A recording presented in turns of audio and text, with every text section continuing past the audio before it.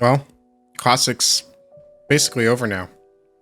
It's been a really fun time, and I wanted to review my experiences of Classic WoW. Kind of put them in a video as a sort of time capsule, so I can look back a year, 2 years, 5 years, 10 years from now, and see my journey. Really, this video is more for me than it is for you, but maybe you still want to watch and follow along and hear about my experiences of Classic WoW and compare them with your own. You know, listening to somebody else's MMO experience might be the same as listening to somebody's fantasy football team or listening to their Dungeon campaign. It's really just not that interesting, but I'm gonna tell it anyway. So if you want to follow along, watch with me, that would be great.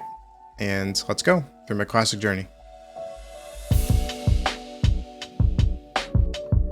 One quick note here, this is kind of be more of a podcast style video, so it's going to be just me talking about my stories quite a bit. If you're a streamer, obviously just keep watching. I really appreciate you watching my content, but if you're just a normal viewer, maybe this is a good alt tab video where you put the video on in the background, you play your game and just listen to it and that kind of stuff. So hope you enjoy it, and let's jump in. So we're into August, and I'm getting ready for Classic WoW to finally be launched. We're just a few weeks out. I've already told my wife, hey, I'm not going to see you for a little while. I've put my time in off of work, and I get this Twitter DM from Method inviting me to join them as an analyst on the desk for the Classic Race for World First event. Essentially, they're hosting this big event where they're inviting a bunch of streamers as well as people from the Method Guild and some people from the Classic community that were really going for the World First 60 as well as the World First Ragnaros kill, and they wanted me to join them and cast the event. They were going to fly me out to Vegas, put me up in a hotel for 10 days, buy me all my food essentially, and pay me money to go sit on a couch and talk about Classic WoW. Where do I sign up? So I took advantage of it, and it was one of the best experiences that I had in all of Classic. I got to see some of my friends from the Classic community, like S-Fan and Tips, who I had done a couple Classic casts with. I got to see them in person. I got to meet some of my content creator idols, so to speak. Like Preach is somebody I've been watching for a long time, and I finally got to sit down and meet him and even cast it with him. But really, just an exciting week. I got to meet some big streamers who at the time I didn't really know. Like I wasn't into PoE, but I got to meet Zizarin and Nugian. I got to meet Jake and Bake, as well as Maldiva and a few other people, as well as seeing some of my longtime, private server people like Trey. I've been playing on private servers for a long time, as well as Mr. GM, who's was in the private server scene for a long time. It was just a really sweet experience that I got to have there in Las Vegas, and was just full of joy and something I'll never forget. Despite all the excitement that Classic WoW was finally here, there was a lot of drama going on right before the launch of Classic. The name reservation system that Blizzard had kind of come up with was really not well thought out of and showed again their lack of confidence in the Classic WoW to begin with. For one, they only had 3 East Coast PvP servers originally scheduled to be launched. That was Fairlina, Herod, and Thalnos. The Brazilians kind of claimed Thalnos as their de facto South American server because Blizzard hadn't had a dedicated South American server, and all the streamers had band together and said, hey, we're all gonna go to Fairlina and play there together. And so that left everybody who didn't want to be on the streamer server and didn't want to play with the Brazilians but still wanted to be on the East Coast PvP was everybody went to Herod. And so everybody went to Herod. And so there was this huge amount of people that had signed up with their name reservation for Herod, to the point where Blizzard was like, oh, wait, people do actually really want Classic. This is going to be super popular. We're being blown away by this, so we're going to release a bunch of other servers. The problem is that my guild came from a place where we were on private servers with some mega international populated servers. And so we were used to 10,000 people being online at a time. And so we wanted a high population server because that brings a lot of things. There's more dungeons being run. There's more raids going on. There's just a lot more activity in the world, and that's what we wanted. So we were scared to go to one of these newer servers that Blizzard released and leave Herod in case that one of these newer servers just didn't have any population. There will be an irony that will come up with this in a second.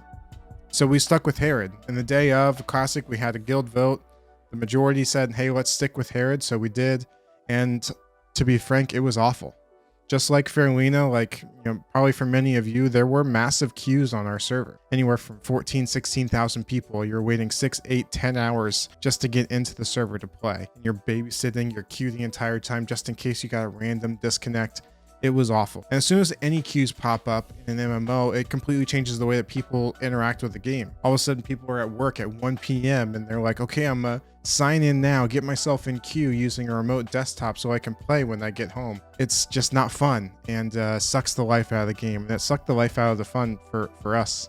And so Blizzard saw all these mega servers and said, hey, if you want to transfer off, we have some free options for you here, some brand new servers. And at first, people were like, nah, we're not doing that. But after another day, another 2 days of these massive queues or people getting disconnected randomly and put into 8 hours, and like, okay, I guess I'm done for the day.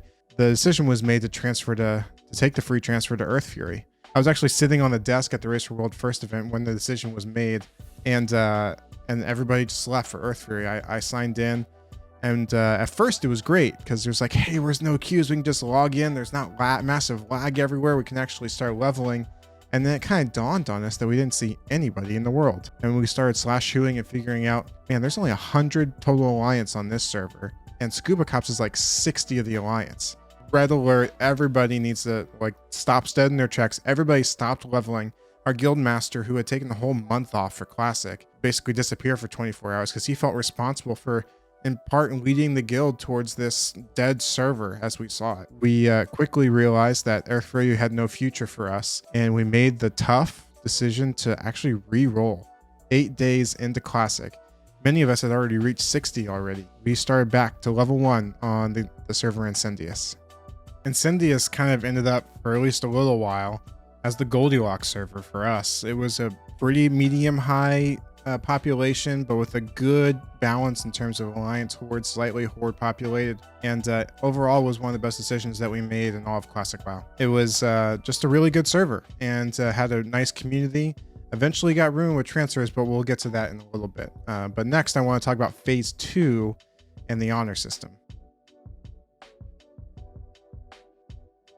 So phase 2 lands in Classic, and for many people this was kind of the make or break time. Some people quit, some people loved it. Well, with phase 2 came Dire Maul and the honor system, but without battlegrounds. A really important point.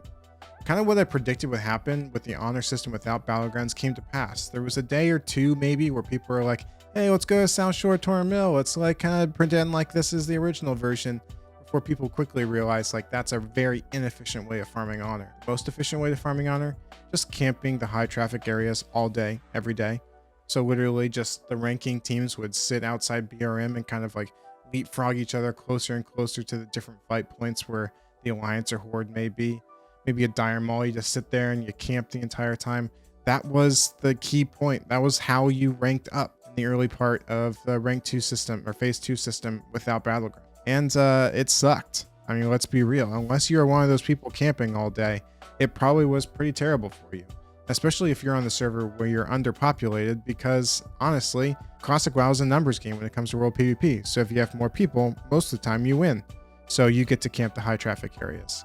And so heaven forbid you need to go to BRD to farm your Savage Gladiator chain still in phase 2, because if you're Alliance, on my server at least, because in order to get to BRD, you had to die about 7 or 8 times and there wasn't anything you could really do about it. And that was kind of phase 2 for the first few weeks before Battlegrounds. Blizzard did release Battlegrounds, and that, caused a whole new set of issues. Alterac Valley was quickly figured out to be the most efficient and fastest way to gain honor and therefore rank up through the honor system in vanilla. And so what did people do? They queued AV, and eventually Alliance figured out, hey, we could do countdown queues. And so they did on their server. And then people figured out, hey, we could do countdown queues cross server using Discord. And all of a sudden this new Discord AV meta was born, and was probably one of the worst times I had in all of Classic, because honestly, the whole thing was just really, really dumb. You get like 400 people, 400 Alliance all in one Discord. There's a bot that counts down that tells everybody when to queue. You sort yourself into games. Alliance won like 95% of games because, the Horde doesn't have that level of coordination. And we had pre-mades and voice, so like you're talking about 30, 35, even a full 40-man team that is technically a pug, but has full voice coordination in Alterac Valley and completely distorted the way that you level. Eventually there was some RMT that came in place with it, where people would create Discord servers and then you had to pay in order to get in, or you had to subscribe to their Twitch channel in order to get in, or you had to like parse a 98 on like Goldmag in order to get into the Discord. It was all kinds of cringe and just really terrible for the game. I started tweeting out every single day, Blizzard fix it, Blizzard fix it, this is terrible, Blizzard fix it. Eventually they did a few weeks later, but at that point I had already like quit ranking. I got up to like rank 7, decided this was crap. I didn't want to spend my time, 12 hours a day in AV, because that was what was required, because it was so easy to get honor that literally anybody could do it. So in order to compete, you just had to spend more hours. It had nothing to do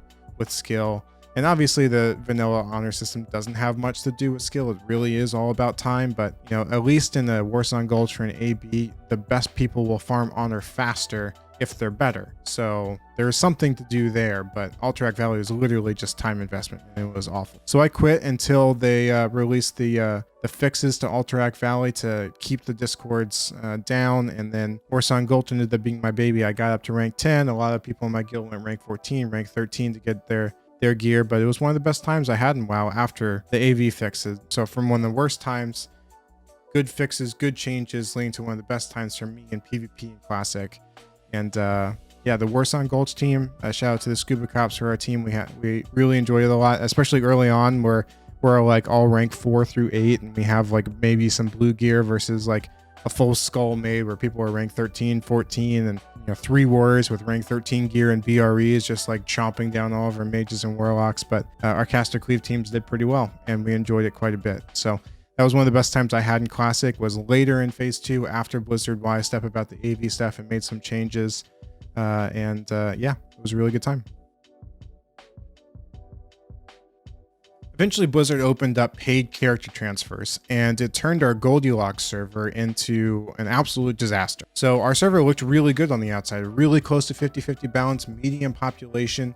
If you were finding a new server to roll on, Incendius was kind of the one that you would want to go to. But the problem is that it was the one that everyone wanted to go to, and eventually we ended up getting a ton of paid transfers. We had probably 5 or 6 big, strong alliance guilds transferring to Incendius and throwing the balance out of whack. There was one Horde guild that came that was competitive for a little while, but eventually they got beaten down because they tried to camp BRM, and the alliance basically had enough of it. And I think it was Fusion and Rise where the guilds decided, hey, we're just going to camp every single member of this guild everywhere in the world until they quit.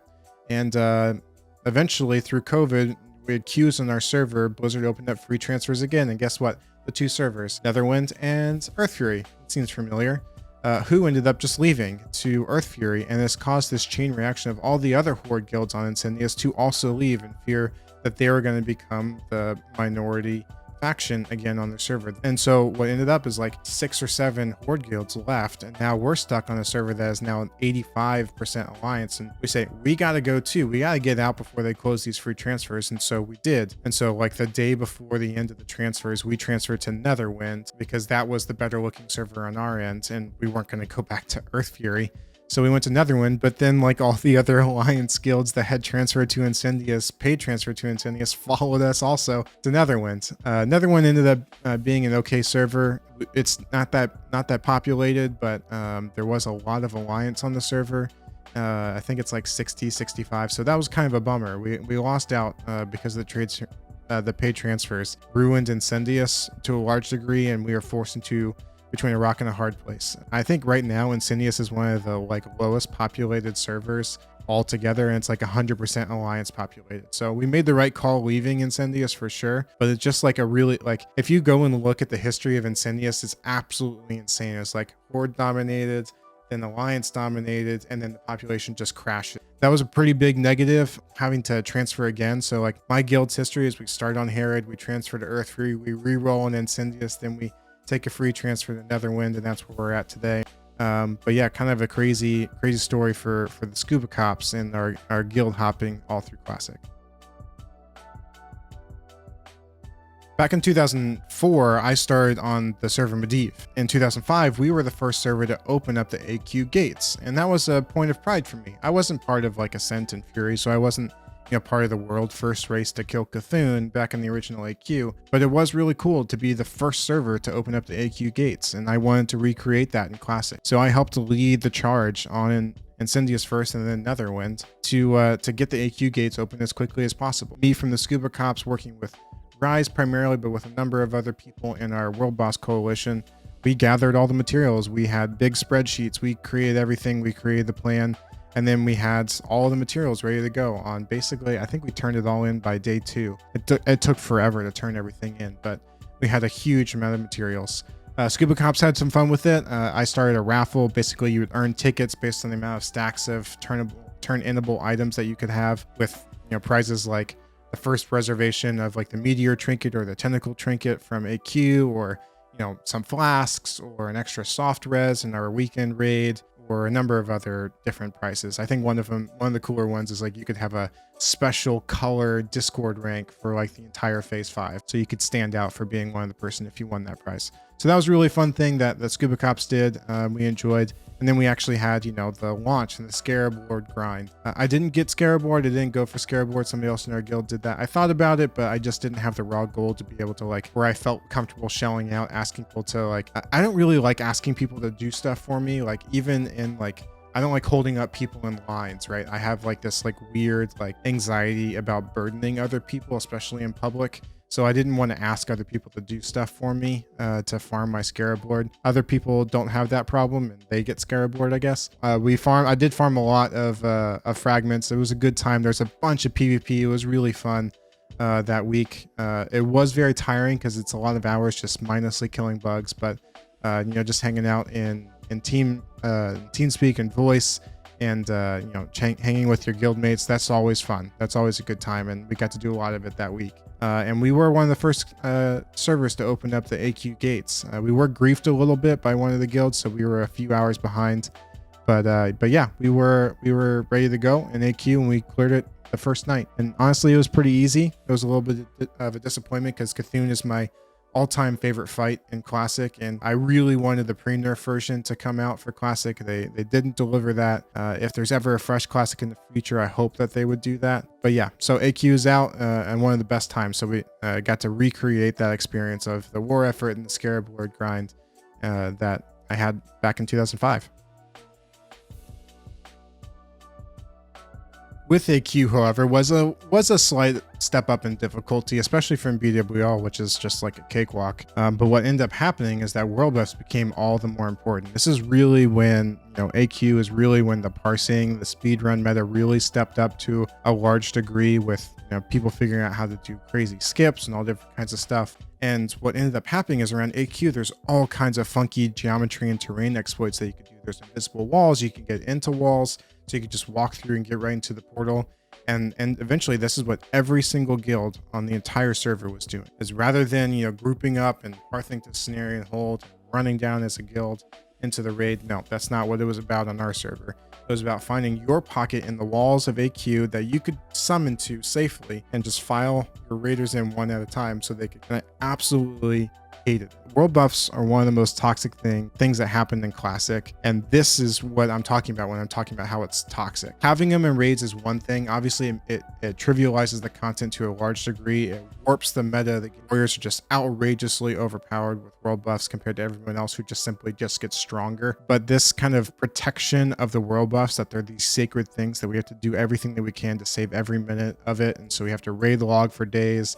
We have to file into a raid one at a time. I'm going to zone in the next day, and somebody's going to stay up all night just to keep the ID open so I don't get booted out to my Hearthstone location. All that stuff is awful. I hate it so much. And so I spent a lot of my time during phase 5 trying to find the different places where the guilds were summoning into, rallying my guild to try to get a bunch of mages to blow them up when they logged in, essentially, to disrupt as much of the summoning meta as I could. There wasn't a lot of times where it was possible though, because there was just so many places that you could summon to that everyone had 4 or 5 locations. Okay, we got 10 mages here, but oh, you're now gonna be all the way up on that portal up there, and you're just gonna slow fall down with invis pots. And we can't really do much about that because we can't reach you, even though we have warlocks with detective biz. So all of it was just really awful and really turned me against world buffs even stronger than I had been before. And I've always been against world buffs. So this process of AQ, and it was heightened even more in Naxxramas because the difficulty stepped up. Like the most casual guilds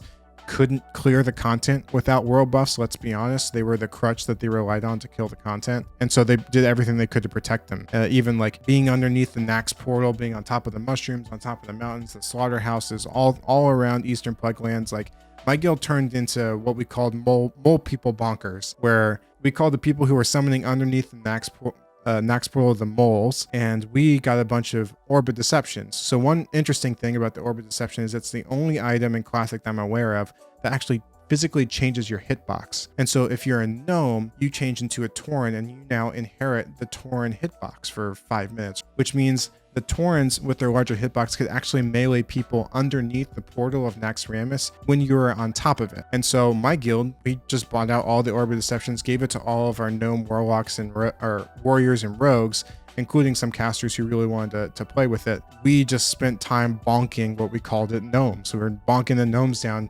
basically like auto-attacking level 1 clickers and level 20 warlocks till the horde actually had to come and defend it. Finally have some world PvP instead of just these summoning teams everywhere. Eventually there's summoning teams on the arms of Nax, and we figure out how to slow fall consistently. And we had a lot of fun with that for a long time, but it's also really frustrating. It's like, we just want like a nice 40 versus 40 guild versus guild wipes sometimes, and we did get a few of them. They were really fun. We basically won every single time, so that was really a negative thing for me for Classic as well.